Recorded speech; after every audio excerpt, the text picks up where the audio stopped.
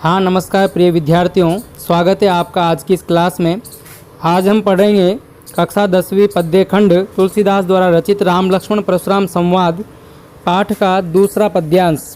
कल हमने पहले पद्यांश की व्याख्या पढ़ ली थी, जिसमें लक्ष्मण जी ने कहा था कि बहुधनुई तोरी लरिकाई कबहू न असिरिस कीन गोसाई, कि हे स्वामी, हमने बचपन में से कई धनुष तोड़े हैं, पर आपने पहले कभी तो इतना गुस्सा नहीं किया। इस धनुष पर इतनी अधिक ममता क्यों है? लक्ष्मण जी के इन वचनों को सुनकर परशुराम क्रोधित होकर बोलते हैं कि रे नृप बालक काल बस बोलत तो ही न संभार, धनु सम त्रिपुरारी धनु विदित सकल संसार। हे लक्ष्मण, हे राजकुमार, तुम्हें ऐसा लगता है कि तुम काल के विवश हो गए हो और इसलिए तुम्हें बोलने की समझ नहीं है। ये कोई साधारण धनुष नहीं है, ये तीनों लोगों के स्वामी शिव जी का धनुष है। इस प्रकार के परशुराम के व्यंग्य वचनों को सुनकर लक्ष्मण जी क्या कहने लगे, देखिए, पढ़िए पद्यांश को कि लखन कहा हसी हमरे जाना, सुनऊ देव सब धनुष समाना, का छति लाभ जून धन तोरे, देखा राम नयन के भोरे। पहले शब्दार्थ देखिए आप कि लखन कहा, लक्ष्मण जी ने कहा, हसी यानी हंसकर, हमरे जाना यानी हमारी समझ में, सुनो यानी सुनो, देव यानी स्वामी, सब धनुष समाना, हमारी जानकारी के अनुसार तो या हमारी समझ के अनुसार तो सभी धनुष समान है, हमारे लिए कोई अलग धनुष नहीं है। का क्षति लाभ, का क्षति, का क्षति, क्षति मतलब होता है हानि, का क्षति लाभ जून धनु तोरे, जून का मतलब होता है जीर्ण शीर्ण अर्थात प्राचीन धनुष। इस प्राचीन धनुष के टूट जाने पर आपको क्या लाभ है और क्या हानि है? देखा राम नयन के भोरे, नयन का मतलब यहाँ पर नया। इस धनुष को तो केवल श्री राम ने नए या पुराने के धोखे से देखा था कि नया है या पुराना है। भोरे मतलब धोखे से। देखा राम नयन के भोरे, छुवत टूट, छूते ही टूट गया। कितना बड़ा व्यंग्य है ये लक्ष्मण जी के वचनों में कि छूते ही टूट गया। अब बताइए, एक तरफ तो शिव जी का धनुष है जो अन्य राजा महाराजाओं के लिए जिसको हिलाना भी नामुमकिन था, जिसको हिला न सके, उस धनुष के लिए, इतने भारी भरकम धनुष के लिए जब लक्ष्मण जी ऐसे बोल देंगे, ऐसा कह देंगे कि वो तो छूते ही टूट गया, तो भला परशुराम जी का क्रोध चरम पर कैसे न होगा। छुवत टूट रघुपति न दोषु, अरे तो छूते ही टूट गया, इसमें रघुपति श्री राम का कोई दोष नहीं है। मुनि बिनु काज करिय कत रोसु, हे मुनि, आप बिना कारण के, करी यानी कर रहे हो, कत यानी क्यों, रोसु यानी क्रोध, हे मुनि आप अकारण इतना क्रोध क्यों कर रहे हो। बोले चिते परुष की ओरा, बोले कौन बोले? परशुराम जी बोले। चिते यानी देखकर, अपने परसे की ओर देखकर परशुराम जी बोले, रे सठ, हे मूर्ख, सुने स्वभाव न मोरा, क्या तूने मेरे स्वभाव के विषय में नहीं सुन रखा है कि मैं अत्यधिक क्रोधी स्वभाव का हूँ? क्या तुम मेरे स्वभाव से परिचित नहीं हो? बालक बोल बधो नहीं तोई, बधो यानी समझ, हे बालक तुम्हें बोलने की समझ नहीं है। बालक बोल बधो नहीं तोई, केवल मुनि जड़ जाने ही मोही, क्या तुम मुझे केवल साधारण मुनि समझते हो? जड़ यानी साधारण, जाने ही यानी जानते हो, मोही यानी मुझे, क्या तुम मुझे केवल एक साधारण मुनि समझते हो? अब अपने स्वभाव के विषय में, अपने पराक्रम के विषय में परशुराम जी लक्ष्मण जी को क्या बताते हैं, देखिए कि बाल ब्रह्मचारी अति कोही, मैं बाल ब्रह्मचारी हूँ, अत्यधिक क्रोधी स्वभाव का हूँ, विश्व विदित क्षत्रिय कुल द्रोही, मैं विश्व विदित पूरा संसार जानता है कि मैं क्षत्रिय कुल का सबसे बड़ा शत्रु हूँ। और परशुराम जी ने क्षत्रियों को कई बार धरती से रहित कर दिया था, इसलिए उनको क्षत्रियों का सबसे बड़ा शत्रु समझा जाता है कि विश्व विदित क्षत्रिय कुल द्रोही, भुजबल भूमि भूप बिनुकीनी, अनुप्रास अलंकार है। भुजबल यानी भुजाओं की ताकत से, भूमि यानी इस धरती को, भूप यानी राजाओं के बिना कीनी कर दी थी। मैंने कई बार इस धरती को राजाओं से विहीन किया है, क्षत्रियों से विहीन किया है, और धरती को उनसे छुड़ाकर विपुल बार, विपुल बार मतलब अनेक बार, हजारों बार, विपुल बार मही देवन दीनी, मैंने जो है महीदेव, महीदेव शब्द आए यहाँ पर ब्राह्मणों के लिए, बहुत बार मैंने इस धरती को क्षत्रियों से विहीन करके ब्राह्मणों को दान में दिया है। भुजबल भूमि भूप बिनुकीनी, विपुल बार मही देवन दीनी, सहस्र बाहु भुज छेद नियारा, मैं सहस्र भाव की भुजाओं को काटने वाला हूँ। ये मेरा फरसा जो है ये सहस्र बाहु की भुजाओं को काटने वाला है। छेद नियारा मतलब काटने वाला है। परशु बिलोक महीप कुमारा, परशु बिलोक, बिलोक मतलब देखिए, महीप यानी राजा, कुमार यानी कुमार। हे राजकुमार एक बार मेरे फरसे की तरफ देख लीजिए, ये वही फरसा है जिसने सहस्र बाहु की भुजाओं को काटा है। मातु पितहि जनि सोच बस करसि महिष किशोर, गर्भन के अर्भक दलन परशु मोर अति घोर। हे मातु पितहि जनि, जनि यानी जानबूझकर, सोच बस यानी चिंता के शोक विवश मत कर, चिंता में मत डाल, तू जानबूझकर अपने माता पिता को सोचने के लिए मजबूर मत कर, चिंतित होने का काम मत कर कि तुम्हारे माता पिता को चिंतित होना पड़े। करसी महिष किशोर, महिष किशोर का मतलब भी राजकुमार होता है, महिष मतलब होता है राजा। करसी महिष किशोर, हे राजकुमार तुम जानबूझकर अपने माता पिता को शोक संतप्त होने का कारण मत बनो, या अपने माता पिता को जानबूझकर कष्ट में डालने का प्रयास मत करो, क्योंकि यदि तुम मेरे हाथों मारे जाओगे तो तुम्हारे माता पिता को चिंतित होना पड़ेगा। गर्भन के अर्भक दलन, अर्भक मतलब होता है शिशु। ये मेरा जो परशु मोर अति घोर, मेरा जो फरसा है वो अत्यधिक भयानक है, घोर यानी भयानक है। और इस फरसे के भय से कई अर्भक यानी शिशु, उनकी माताओं के गर्भ में पल रहे शिशु जो है गर्भ में ही मर गए या उनका गर्भपात हो गया। ये मेरा फरसा इतना भयानक है कि इसको देखकर कई गर्भवती महिलाओं के गर्भपात हो गए, इसलिए थोड़ा सा भयभीत हो। इस प्रकार से व्यंग्यपूर्वक वचन मत बोल, अन्यथा तुम मेरे हाथों मारा जाएगा। इस प्रकार से परशुराम जी लक्ष्मण जी को अपने स्वभाव के विषय में बताते हैं अब, और उसको जो है आगे कुछ भी कहने के लिए रोकते हैं। तो एक बार आप इसको क्रमबद्ध सुन लीजिए। लक्ष्मण ने हंसते हुए परशुराम से कहा कि हे देव, हमारी समझ में तो सभी धनुष एक जैसे ही होते हैं, एक पुराने धनुष को तोड़ने से किसे हानि या लाभ हो सकता है? राम ने तो इसे नए के भ्रम में परखा था, यह तो राम के छूते ही टूट गया, इसमें प्रभु श्री राम का कोई दोष नहीं है। हे मुनिवर, आप अकारण इतना क्रोध क्यों कर रहे हैं? यह सुनते ही परशुराम ने क्रोधित होकर अपने फरसे की ओर देखा और बोले, हे मूर्ख, तूने मेरे स्वभाव के बारे में नहीं सुना है? मैं तो तुझे बालक जानकर मार नहीं रहा हूँ और तुम मुझे केवल एक साधारण मुनि समझ रहा है। मैं बाल ब्रह्मचारी हूँ और अत्यंत क्रोधी हूँ। सारा संसार जानता है कि मैं क्षत्रिय वंश का शत्रु हूँ। मैं अपनी भुजाओं के बल से धरती को कितनी ही बार राजाओं से रहित किया है और उनके राज्यों की भूमि को अनेक बार ब्राह्मणों को दान में दिया है। अरे राजपुत्र, सहस्त्रबाहु की भुजाओं को काटने वाले मेरे इस फरसे की ओर ध्यान से देख ले। हे राजकुमार, अपने माता पिता को शोक मग्न मत कर। मेरा यह भयंकर फरसा गर्भ में स्थित बच्चों को भी नष्ट कर देता है। मेरे फरसे से भयभीत क्षत्राणियों के गर्भ गिर जाते हैं। इस प्रकार से लक्ष्मण जी को अपनी धमकियों से जो है डराने का प्रयास करते हैं। इसमें मैंने सभी शब्दार्थ आपको बता दिए हैं, फिर भी एक बार बता देता हूँ। हंस यानी हंसकर, जाना यानी समझ में, छुवत यानी छूते ही, करे यानी करते हो, स्वभाव यानी स्वभाव, बधो नहीं का मतलब होता है मार नहीं रहा हूँ, बधो नहीं मतलब मार नहीं रहा हूँ। जड़ यानी साधारण, बाल ब्रह्मचारी हूँ, विश्व विदित सारा संसार जानता है, क्षत्रिय कुल क्षत्रिय वंश का द्रोही यानी शत्रु हूँ। भुजबल यानी भुजाओं की ताकत से, भूप यानी राजा, विपुल यानी बहुत, मही देवन यानी ब्राह्मणों को, भुज यानी छेद नियारा यानी भुजाओं को काटने वाला, बिलोकु यानी देखना, महीप कुमार यानी राजकुमार, महिष कुमार यानी राजकुमार, गर्भन यानी गर्भ में स्थित, अर्भक यानी भ्रूण या बच्चे। इस प्रकार से सारे शब्दार्थ मैंने बता दिए हैं, आपको व्याख्या बता दी है। इस पाठ में अवधी भाषा का प्रयोग हुआ है, दोहा और चौपाई छंद का प्रयोग हुआ है। जो मैंने भी गाया है वो दोहा छंद है, इसके ऊपर सारी जो है चौपाइयाँ हैं। एक बीच में जो ये आया है, ये मातु पितई जनि सोच बस करसी महिष किशोर, गर्भन के अर्भक दलन परशु मोरति घोर, ये दोहा छंद है और इसके ऊपर सभी चौपाई छंद है। तो दोहा और चौपाई छंद है, ब्रजभाषा का प्रयोग हुआ है।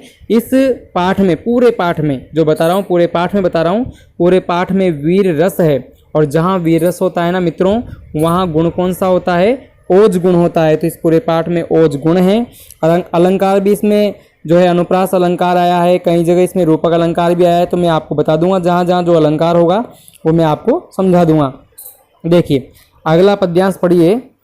विहसी लखन बोले मृदुबानी, विहसी लखनु बोले मृदु बानी, अहो मुनि सुमहाभट मानी। पुनि पुनि मोहि देखाव कुठारू, चहत उड़ावन फूंकी पहारू। इस प्रकार से पहले आप शब्दों के अर्थ जान लीजिए। विहस यानी हंस करके, लखन यानी लक्ष्मण जी, बोले मृदु यानी मधुर, बानी यानी वचन, अहो अहो, मुनीस यानी मुनि, मुनियों के स्वामी, महामुनि, महाभट मानी। हम महाभट का मतलब होता है महान योद्धा। पुनि पुनि बार बार, मोहि यानी मुझे, दिखाओ यानी दिखाकर, कुठारो यानी फरसा, चाहत यानी चाहते हो, उड़ावन यानी उड़ाना, फूंक यानी फूंक से, पहाड़ो यानी पहाड़, यहाँ यानी यहाँ, कुंभड़ बतिया यानी छुई मुई का पौधा जो उंगली के स्पर्श मात्र से सिकुड़ जाता है। आपने सुन रखा होगा इस पौधे के बारे में। जे यानी जो, तर्जनी, ये अंगूठे के पास वाली जो उंगली होती है उसे तर्जनी उंगली कहा जाता है।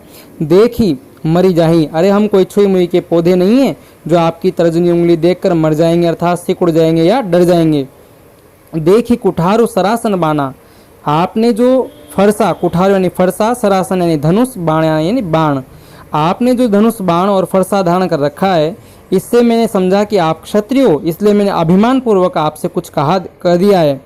भृगुकुल समुझी जनेऊ बिलोकी, भृगुकुल, भृगुकुल भृगु वंश में जन्मे, भृगुसुत, भृगु ऋषि के पुत्र, समुझी यानी समझा, जनेऊ यानी जनेऊ, बिलोक यानी देखकर। लेकिन आपके शरीर पर मैंने जैसे ही जनेऊ को देखा तब मैंने जाना कि आप भृगु वंशज हो, यानी भृगु ऋषि के पुत्र यानी ब्राह्मण हो। जो कछु कहूँ सहो रिस रोकी, और आपने जो कुछ कहा है वो मैंने केवल इसलिए सहन किया है अपने क्रोध को रोककर। रिस रोकी यानी, रिस यानी क्रोध, रोकी यानी रोककर। मैंने अपने क्रोध को रोककर केवल इसलिए सहन किया है कि आप एक ब्राह्मण हो। और सुर यानी देवताओं पर, महिषुर यानी ब्राह्मणों पर, हरिजन यानी भक्त जनों पर, अरु यानी और, गाय यानी गायों पर, हमरे कुल हमारे कुल में, हमारे वंश में, इन पर इन चारों पर, किन किन पर, देवताओं पर, ब्राह्मणों पर, भक्त जन और गायों पर, न सुराई आक्रमण प्रहार, सुराई का मतलब होता है आक्रमण या प्रहार, हम इन पर प्रहार नहीं करते हैं। क्यों नहीं करते हैं? बधे, यदि इनका वध हो जाए तो पापु यानी पाप लगता है। अपकीर्ति हारे, और हम इनसे हार जाएं तो हमारा अपयश संसार में फैलता है। मारता हूँ, यदि आप मारना चाहते हो तो मार दीजिए। पापरिय, तुम्हारे चरणों में पड़ा हूँ, तुम्हारे चरणों में पड़ता हूँ, अगर तुम मुझे मारना चाहते हो तो मार दीजिए। कोटि कुलिसम वचन तुम्हारा, और मैं मुझसे जो गलती हुई है वो क्या देखकर हुई है? ये आपने जो धनुष बाण और फरसा धारण कर रखा है ना, ये देखकर मैंने अभिमान पूर्वक वचन कहे हैं, जबकि ब्राह्मणों को ये शस्त्र अस्त्र धारण करना शोभा नहीं देता है। मारता हूँ, मारने पर भी, मारता हूँ पापरिय, तुम्हारे मारने पर भी। कोटि कुलिस सम वचन तुम्हारा, तुम्हारे वचन जो है कोटि यानी करोड़ों, कुलिस यानी वज्र के समान कठोर हैं। तुम्हारे वचन तो करोड़ों वज्रों के समान कठोर हैं। फिर तुमने ये धनुष बाण धारण क्यों कर रखे हैं? अगर ये धारण नहीं किए होते तो आज मुझसे ये अभिमान पूर्वक वचन नहीं निकले होते। व्यर्थ धरऊं धनु बाण कुठारा, तुम तो धनुष और बाण को व्यर्थ में ही धारण करते हो। तुम्हारे वचन ही इतने कठोर हैं कि तुम वचनों से ही किसी को भी क्षत विक्षत कर सकते हो।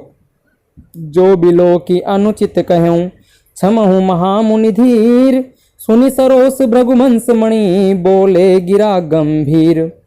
जो भी मैंने आपको ये धनुष बाण देखकर जो कुछ अनुचित कहा है उसके लिए मैं हे महामुनि, हे धैर्यवान, अब धैर्यवान कहकर फिर व्यंग्य कर दिया।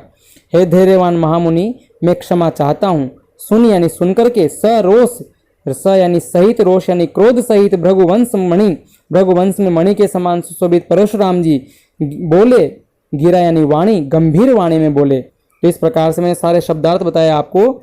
विहस यानी हंसकर, मृदु यानी कोमल, मुनीस यानी महान मुनि, महाभट यानी महान योद्धा, मानव यानी प्रसिद्ध, कुठारो यानी फरसा, चाहत यानी चाहते हो, पहाड़ो यानी पहाड़, कुंभड़ बतिया यानी एक पौधा जो उंगली के स्पर्श से सिकुड़ जाता है, को यानी कोई, जे यानी जो, तर्जन यानी अंगूठे के पास वाली उंगली, सरासन यानी धनुष, बाणा यानी बाण, भृगुसुत यानी भृगु ऋषि के वंशज, जनेऊ यानी जनेऊ जो ब्राह्मण द्वारा धारण की जाती है, बिलोक यानी देखकर, सौ यानी सह रहा हूँ, रिस यानी क्रोध, रोक यानी रोक कर, सुर यानी देवता, महिषुर यानी ब्राह्मण, हरिजन यानी भगवान के भक्त, गाय यानी गाय, कुल यानी वंश, सुरा यानी शूरता और वीरता, बधे यानी मारने से, अपकीर्ति यानी अपयश, मारता हूँ मारने पर भी, पा यानी पैर, पर यानी पड़ेंगे, कोटि यानी करोड़, कुलिस यानी वज्र, सम यानी समान, वचन यानी शब्द वाणी, व्यर्थ यानी बेकार का धारण करते हो, धीर यानी धैर्यवान, सरोस यानी क्रोध सहित, भृगुवंश मणि भृगुवंश में श्रेष्ठ परशुराम, गिरा यानी वाणी, गंभीर यानी गहरी भारी।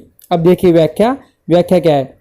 लक्ष्मण ने हंसते हुए कोमल वाणी में कहा, विहसी लखन बोले मृदुबानी, अहो मुनीस महाभट मानी। अहा महामुनि, आपको तो निश्चय ही महान योद्धा मानना पड़ेगा, अथवा आप तो निश्चय ही माने हुए योद्धा हैं। अहो मुनीस महाभट मानी, पर बार बार लेकिन पुनि पुनि मोई दिखाओ कुठारो, चहत उड़ावन फूंकी पहारो। पर आप बार बार मुझे अपना फरसा दिखाकर डराना चाह रहे हैं। आप तो फूंक से पहाड़ को उड़ा देना चाहते हैं। लेकिन ध्यान रखिए, हम भी कोई छुई मुई के पौधे नहीं हैं जो आपकी तर्जनी उंगली दिखाने से सिकुड़ जाएंगे, मर जाएंगे या डर जाएंगे। यहाँ कुंभड़ बतिया को नाही, जे तर्जनी देखी मर जाई। हम कोई छुई मुई के पौधे नहीं है, अर्थात हम कोई कायर व्यक्ति नहीं है जो आपकी इन धमकियों से डर जाएंगे। हम आपकी इस गर्जन तर्जन से डरने वाले नहीं हैं। आपको क्षत्रियों की भांति फरसा, धनुष, बाण आदि अस्त्र शस्त्र धारण करना किए हुए देखकर मैंने अभिमान पूर्वक वचन या कुछ बातें कह दिए। पर जब ज्ञात हुआ कि आप तो महर्षि भृगु के वंशज हैं, आपका ये जनेऊ बता रहा है कि आप ब्राह्मण हैं और ब्राह्मणों को इस प्रकार से अस्त्र शस्त्र धारण करना सुशोभा नहीं देता है। देखी कुटारु सरासन बाना, मैं कछु कहा सहित अभिमाना। भृगुसुत समुझ जनेऊ बिलोकी। लक्ष्मण जी को कैसे पता लगा कि ये ब्राह्मण है? उनकी जनेऊ को देखकर। भृगुसुत समुझ जनेऊ बिलोकी, जो कछु कहा सहो ऋष रोकी। आप जो कुछ कह रहे हो, मैंने इसलिए अपने क्रोध को रोककर सब कुछ सहन किया है क्योंकि आप एक ब्राह्मण हो और हमारे वंश में देवता, ब्राह्मण, भक्तजन, गाय पर वीरता दिखाने की परंपरा नहीं है। सुर महिसुर हरिजन अरुगाई, हमरे कुल इन पर न सुराई। क्यों नहीं करते हैं हम इन पर सूरता, क्यों नहीं दिखाते हैं? क्योंकि वधे पाप अपकीरति हारे। यदि इन्हें मारने पर हमें पाप लगता है और इनसे हार जाने पर अपयश मिलता है। अपकीरति हारे, इसलिए मारता हूँ पा परिय तुम्हारे। आप ब्राह्मण होने के नाते पूज्य और अवध्य हैं, अतः आप हमें मारेंगे तो भी हम आपके चरणों में ही पड़ेंगे। आपकी तो वाणी ही करोड़ों वज्रों के समान कठोर है, फिर आपके धनुष, बाण और कुठार व्यर्थ धारण क्यों करते हो? कोटि कुलिस सम वचन तुम्हारा, व्यर्थ धरऊं धनु बाण कुठारा। तुम इस धनुष बाण को व्यर्थ में धारण क्यों करते हो? तुम्हारी वाणी ही करोड़ों वज्रों के समान कठोर है। जो बिलो की अनुचित कहूँ, जो भी मैंने आपको देखकर जो कुछ अनुचित कहा है उसके लिए हे महामुनि, हे धैर्यवान महामुनि, मैं आपसे क्षमा चाहता हूँ। सुनी सरोस भृगुवंश मणि, बोले गिरा गंभीर। इस प्रकार से लक्ष्मण जी के इन व्यंग्य वचनों को सुनकर परशुराम जी जो एक गंभीर वाणी में गरजते हुए बोले। अब क्या बोले ये हम पढ़ेंगे कल। आज के लिए और इस वीडियो के लिए इतना ही, धन्यवाद। लेकिन आपको इसमें कुछ प्रश्न भी ध्यान रखने हैं कि लक्ष्मण जी ने यहाँ कुंभड़ बतिया को नाही ऐसा क्यों कहा है? लक्ष्मण जी की मृदु वाणी की क्या विशेषता है? ब्राह्मण से युद्ध करना लक्ष्मण क्यों उचित नहीं मानते हैं? परशुराम ने अपने स्वयं के स्वभाव के बारे में क्या विशेषताएं बताई है? लक्ष्मण जी ने अपने कुल की क्या परंपरा बताई है? ठीक है, ये सारे प्रश्न आप खुद अपने से बनाएं और इन प्रश्नों के कुछ उत्तर लिखने का प्रयास करें। आज के लिए इस वीडियो के लिए इतना ही, धन्यवाद।